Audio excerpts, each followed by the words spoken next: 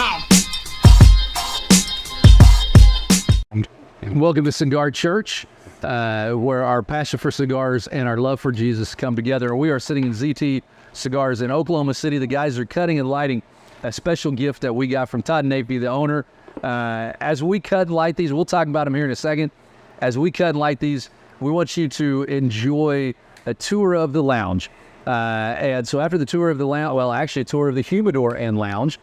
After that tour, we'll come back and talk about these awesome cigars that we got from Todd. So enjoy the humidor, lounge, and locker room of ZT Cigars. Hey guys, this is Clay with Cigar Church. I'm here with Todd Napey, the owner of ZT Cigars here in Oklahoma City, one of the coolest lounges that you'll ever come across.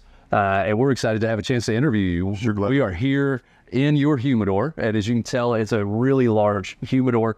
Todd, tell us a little bit about why you got into cigars, what you love about cigars, and what's your favorite cigar? Okay, well, that's a lot. It is. I started off, I took over this shop in 2004. My cousin started it. He had a bad motorcycle accident. Okay. Wasn't sure if he'd ever make it out of the hospital, and they were going to, his brothers were going to close it. And I said, let me try. And I got it to where it was making some money, and I got it to where it was doing pretty well, and started looking for a new location. Yeah, because this is back when it was over off of what, Meridian or the Meridian? Yeah, yeah. Which was for what this shop originally was a wholesale operation. Right, it wasn't retail at all, and which was a good location for that because we were right by UPS. It was so easy. Yeah, but when I wanted to take it more retail, we had to look for a more retail location. And looked, it took about a year to find this place. Wow. And it's a very unusual building. It is. It's a concrete building on that side, with a concrete building wrapped around it. So it makes the humidor really easy to keep humid because 3 of the walls are concrete. Oh, wow. Wow. That wall's filled up nicely. That wall, this wall, these 2 walls are concrete. Yeah. So that's why everything is so wide. Yeah. All the joists look at, I guess that's the right word for it. I don't know, the jams or whatever. Yeah. I'm not a builder. So we moved here 2010, and my vision was, when I first said we're going to do a members lounge, and some of the other retailers didn't like that idea. They said this is never going to work. People aren't going to pay to smoke. And, we've got over 200 members. Wow. So we've got guys that are willing, and, we still let people go back there. It's not like it's a locked off place, but I just wanted it to be more special. I didn't want people coming in and sitting smoking cigarettes. Right. And that was the problem we ran into in Yukon. So that's why we kind of took that away. Right. So it's been very successful. Right. Started off, I can remember smoking my very first cigar with my dad and my grandfather. Yeah. We smoked a Partagas Cifuentes. Okay. Was, they're not made anymore. It was really mild. That's what my grandfather always liked. He liked. Yeah. I can remember him smoking. Not Roy Tance. What's the other one? Antonio and Cleopatra. Oh yeah. It's the that's who's the place out of Tampa that I'm trying to think of? Ybor City area. Who's the? I don't know. Oh my gosh, I'm drawing a blank. We may have to cut this part out. The tour, J.C. Newman. Is that an old J.C. Newman? No, that's not J.C. Okay. No, it's more of that Antonio Cleopatra's a machine made. Oh, okay. It's not by them. Because I know they had a handful of old. They still do. But that's not one of the ones. I don't think. I could be wrong, but I don't think it was ever one of theirs. All right. But my dad and my grandfather used to go down to Standard Tobacco, which doesn't exist anymore. They'd go in there and they'd do a little trading, and they'd trade them a bottle of whiskey and get a couple of boxes of cigars. And that was the way it always went in the old days. So your first one wasn't a Swisher Sweet or a gas station cigar? No, I did not. My dad didn't smoke those. My dad always smoked Partagas. Oh, at that time. Partagas and Macanudo. Yep. Super mild, super clean, but that was back in the early 90s. Those old guy cigars. Those in the H-Up house. And absolutely. So I can still remember that, and so I've always had a passion for them. I didn't know anything about it. I'm not going to tell you I had a clue how to run a business or anything about cigars, really. I just kind of knew what I liked. Yeah. And gradually over the years, from meeting with some of the best retailers in the country, I've got friends in North Carolina and Virginia and Kansas City and Dallas, Houston, and picking all those guys' brains and learning on my first trips to the Dominican and on my first trips to Nicaragua, learning more stuff. That's how I kind of got, and I feel like I got my knowledge, and I still love to go on trip. I'm going to the DR this fall. Cool. It's my favorite place to go in the entire world. Awesome. So we went from there to to kind of establishing this. When I first built this humidor, like there's no way I'm ever going to fill this thing up. Right. Now I'm like, God, what am I going to cut to put the new stuff in? Right, and you've got so much good backstock too, you know, and I even saw some boxes sitting over in the locker room above. Or is that overstock? Most of that's all sold. Okay, That's all. So that's guys. It's got the stuff on the far side is all mine. Right. And the stuff in the middle is I've got 2 other customers that, you know, look, I'm out of room in the locker. I'll take care of it for you. Don't worry about that. So we've got more lockers than we've got locker members. So I'll let those guys use them. And if they see something they want to buy, they don't have room to put it. It's not a problem. Yeah. So what's your favorite cigar right now? I know it rotates. We talked about that a minute ago, but what are you smoking? I'm smoking the Aganorsa, the Arsenio. Oh, yeah. These just came in, and it is absolutely phenomenal. Arsenio Ramos was quite the blender in his time, and this is something else. Awesome. Very good. Very good. So what sets your humidor apart? What do you have in here I know I smoked this the other day, the 405 exclusive from Espinosa. Love Espinosa. So that's a fun one to smoke. But what else sets you kind of apart here and makes this humidor different than any other humidor in the state? We have a lot of vintage stuff in here too. I don't know. I mean, not a lot of shops want to store stuff. Right. And that has been a little bit different for me. I mean, I've kind of got to meet Dr. Paul Grammarian. I don't know if you've ever met him before, but I haven't met him. I've smoked he is Paul phenomenal. So I love it when his son Kavork is a good friend of mine, and he sends me little specials that they've got. We just found 20 boxes of a 2001 wrap cigar. So I always try to buy a few of those when they put them out, and we've got those in the humidor. And then the 405, which I actually blended. Awesome. Eric and I got together, and he sent me samples, and then I went down with him, and then he sent me some more samples. I kind of told him what I wanted. And this is kind of a spin-off of his Alibi. I don't know if you've ever smoked the Alibi. Yeah, it's a spin-off of the Alibi. Yeah. In some different sizes and a little bit in a different binder. Yeah. Yeah. Man, it's a good cigar. It's a wonderful cigar. And I just had to put in another order.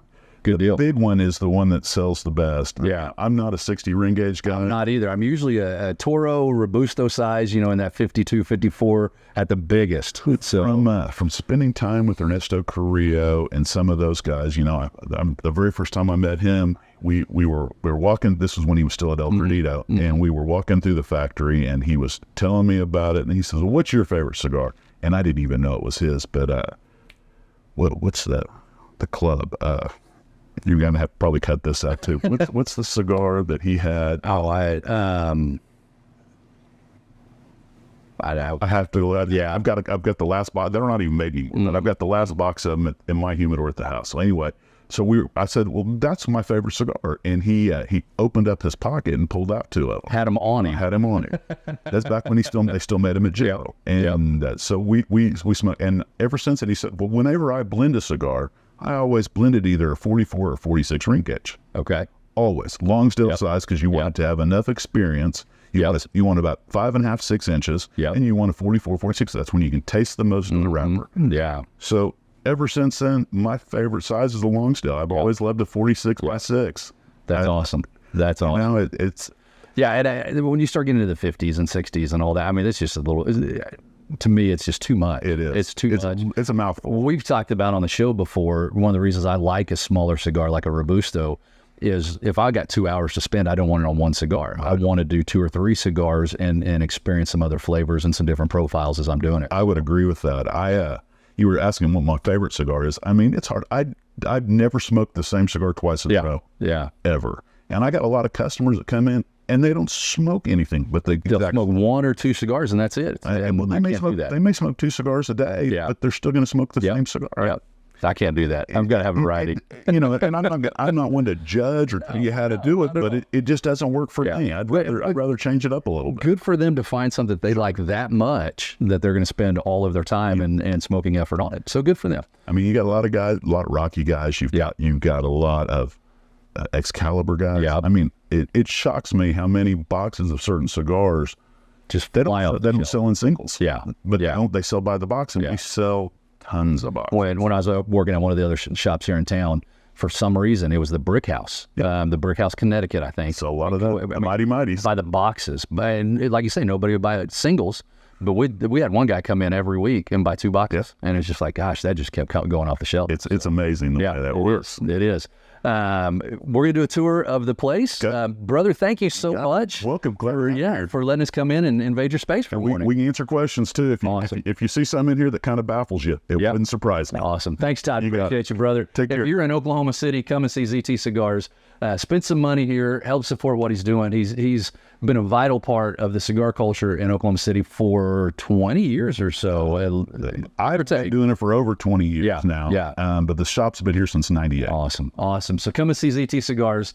And we're going to give you a tour. We're going to walk through the humidor, go through the locker room everywhere, show you the lounge, so you can kind of know what to expect when you come here. And if you're from out of town, we'll always let you back into the lounge. All you got to do is come in and buy some cigars. There you go. That's an invitation from Todd himself. So we're going to show you the lounge. Stick with us. We'll be right back. Awesome, brother. Yeah. Thank you, man. Yeah. Did they? And they've been provided.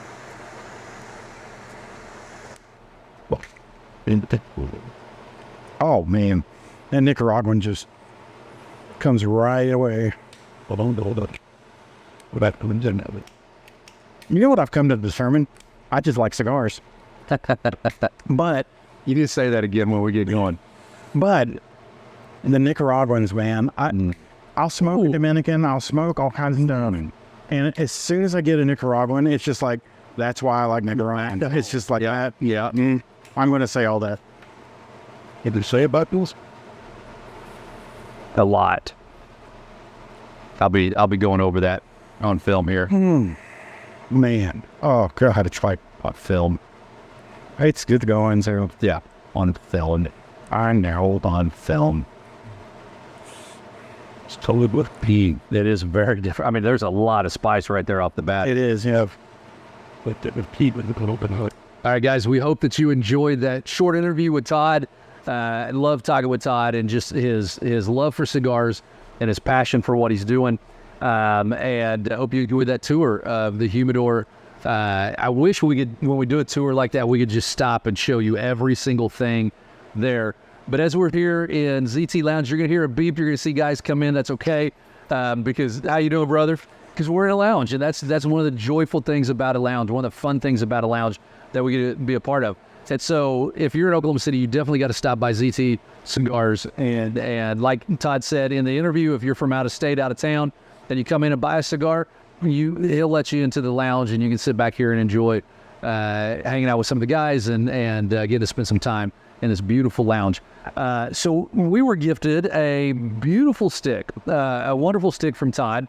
And when he gave them to us, he said this very specific thing. He said, do you guys want to smoke a cigar that I guarantee you have never smoked before? And he was right. This is a very rare cigar, and I'll probably mess up the story. But he said when they picked him up in 2011, that it was an expensive cigar for the time, at about $15 a cigar, which now that's kind of mainstream, kind of right down the middle. But at the time, $15 was pretty pricey. They bought a bunch of them, and they didn't sell very well, but he loved them. One of his absolute favorite cigars of all time, so he bought them out. He bought every single one of them, and he handed us this El Primer Mundo cigar called the Liga Miami cigar.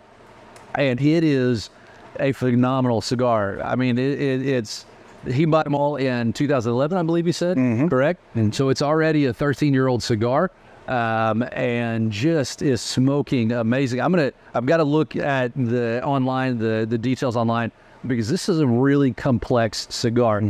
And so starting off with the wrapper. The wrapper is an Ecuadorian sun-grown wrapper, which is, I'm a sun-grown guy. I like sun-grown cigars. But here's what's really cool. It's got a Nicaraguan binder, but not just a Nicaraguan binder. It is a double binder. They've got two binders on here, both the same tobacco, Nicaraguan tobacco. But then when you get to the filler, it's got Dominican and Nicaraguan, both Ligero fillers.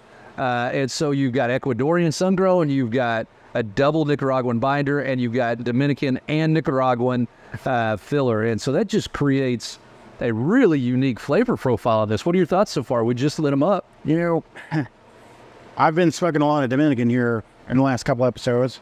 And it's funny, you know, we just shot an episode a little while ago and smoked a Dominican. And I was saying, wow, this, Dominican, I'm Dommy D today.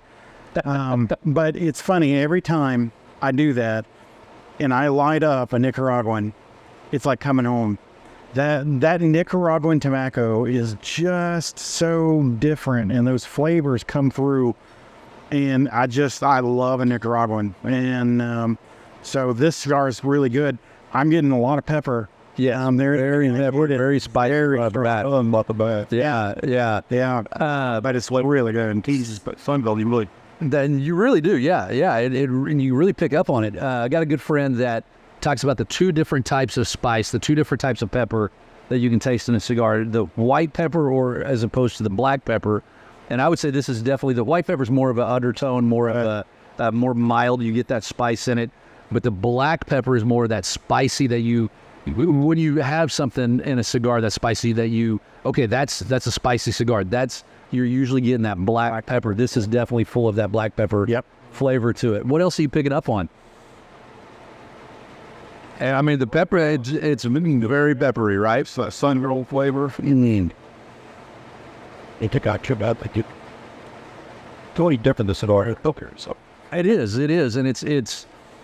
I can see why Todd likes it. Yeah. It is. Oh, yeah. It's different in a very unique, good way than most cigars that I've smoked. I mean, it's that peppery, a little bit earthy, a little bit, maybe a hint of leather in there. I mean, you get those in other cigars. And mainly Nicaraguans. I mean, Nicaraguans, if you notice, if you smoke cigars much at all and you kind of keep track of where your tobaccos are coming from, Nicaraguans just have that signature. There's those flavor, that leathery, earthy flavor in every Nicaraguan I've ever smoked. And it's strong enough that it just comes through the blend. I mean, We get that pepper on your tongue, but it's not bad on the retrohale. It's not like it's like stinging there. Yeah, every retrohale stings me, man. I can't do it. I can't do it. And make fun of me all you want on it. Steve's the retrohale king, man. Does a great job with that. I'm surprised that it doesn't burn too bad with how peppery it is going in. Yeah. No, it is really good. Yeah, that's a great cigar.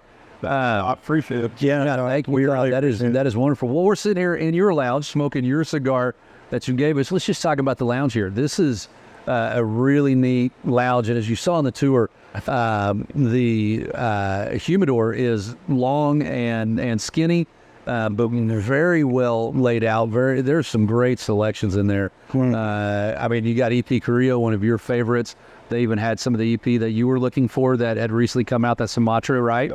They had, there's a couple Easter eggs in the filming. You got to kind of look around the room and see some stuff there. But he talks about his 405 from Espinosa. That's wonderful there. Exclusive to this lounge. Yeah. What else did you guys pick up on in the humidor? Oh, I mean, they have a lot of J.C. Newman, a lot of money there. I did. I think let's tell my wife I did spend a lot of money there. This lounge, it's about a half-hour drive for me. So I don't get up here that often. I don't come north side very much. Plus we have our home lounge that generally shop at, but there's definitely some offerings here that I can't get anywhere else. And so I do make a point to come up here to get those every once in a while. So yeah, absolutely. They carry Perdomo here. What's that? It's hard not to buy something here. Yeah, you're going to find something you like in this lounge. Some good new stuff in there. Yeah, I picked up a new cigar that he said they just got in. I can't remember the name of it right off the top of my head, but I did pick it up because I wanted to try it. He was digging it. So, and a few times I've been here, it's really laid back. Yeah, real laid back. Good, quiet lounge. Davidoff Lounge. It's the Oklahoma City Davidoff exclusive lounge. And so wonderful selection of Davidoff. I mean, they got the whole library, everything that they offer, the catalog is in there. And one thing I really appreciate about ZT here is not just their cigar selection, but everything else. They've got a really good selection of cutters, lighters, tabletop humidors, a lot of humidors. If you're looking for any really good accessory, this is the place to be. I mean, I've been to a lot of lounges, and there's probably a better selection here than 90% of lounges that I've been to. Yeah. And so it's a really a neat place. It's a big shop. A very good shop. One thing I like about it, I'm a knife guy. One thing I like about it, they even carry Boker knives. So if you're looking for a good pocket knife, you can come here and grab one as well. And episodes back, we talked about Oklahoma. And Yep. One that puts that on. Yeah, ZT hosts that. That's a good call. Good to bring that up. One thing I really like about the lounge, there's a lot of lounges out there, and there's a lot of different layouts of lounges. One thing I like here is you've got this L shape in their lounge, and hopefully when we came in with the camera, you were able to see that. We're sitting kind of in the corner of the lounge, but what that does is it creates nice pockets of area, private conversations. That's the key right there. A lot of lounges are just big open spaces that have groups of chairs around, and that's good. There's times for events and things you need that big open space, but it's also nice to have a little pocket here and a little pocket there where if you're talking about something that you don't want everybody to hear about or you just need some time with a couple buddies, it's really well laid out for that, and just real nice and quiet and got that dim lighting and feels pretty good over here. Have another area off-site here, but separated. But They do. They have a separate area. I mean, it looks like I think we'll film an episode or two over there. It really feels like that's where the rowdiness happens. And what's up to that ZTs, it needs to get a little loud and a little fun. They've got a couple poker tables out there. It just seems to be a little bit more of that more excitable space. But yeah, this is a good cigar, good lounge. We love here, as I've said a few times, come and see ZT Cigars in Oklahoma City. How are those cigars doing for you guys? I love it. Your martyr year's too fast, brother. As always, I like it so much. I'm enjoying it. I can't get enough of that Nicaraguan. Very good. But it has mellowed out. You'll see that a lot. The last Jay Quiet that I smoked for Lithium in the last episode, or whatever episode it was, it had it was smooth. We talked about how smooth Jay Quiet was, but in that beginning, the first inch and a half of that cigar, man, the pepper was just hitting. Yeah. And what's nice about that, if you've ever had you ever had one of the Fireball candies, how they're really they burn, but then they get sweet, and it makes that sweetness that much more enjoyable because you had that pepper in the beginning and it kind of punches you and then mellows out. And I love that experience. if you're gonna feed the pepper, just wait a little bit. Just kind of through it. A lot of times that does allow most cigars. Yeah, not even a quarter of an inch yet. It really mellows out. Yeah, it really mellows out. So I don't know that you'll ever be able to find one of these, but if you do, it's worth getting. If somebody has one and says, "Hey, you want to try this?" the answer is yes. Yes. If you happen to be in Oklahoma City, I'm not gonna tell you that Todd will give you one, but I'm just saying that if you can get a hold of one somewhere, smoke it. You're really gonna enjoy it, and it's a great cigar. So once again, Todd, thank you so much for your graciousness of letting us come into your lounge and film and interview you. Thank you for the wonderful gift of a cigar. We're going to finish these off and enjoy smoking them. And whatever you're smoking today, I hope you're enjoying that. And as always, smoke a fine cigar to the glory of God. We'll catch you next week.